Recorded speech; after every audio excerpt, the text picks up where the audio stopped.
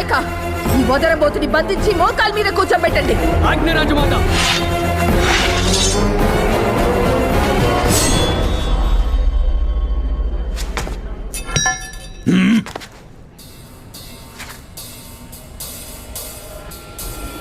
దేవసేన ఒంటి మీద చెయ్యి పడితే బాహుబలి కత్తి మీద పడినట్టే.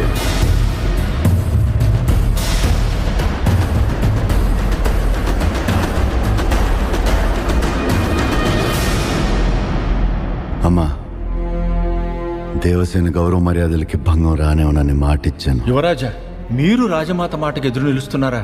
ఆ శివుని ఆజ్ఞలోనైనా తప్పులుంటాయేమో గాని మా అమ్మ నిర్ణయంలో తప్పులుండవని మీరు చెప్పే మాటే కదా. అలాంటిది ఇచ్చిన మాట కోసం, నమ్మిన న్యాయం కోసం, ధర్మస్థాపన కోసం ఎవరినైనా ఎదిరించు. చివరికి ఆ దేవుణ్ణైనా కూడా భయపడకు. అదే ధర్మం, అదే క్షత్రియ ధర్మం.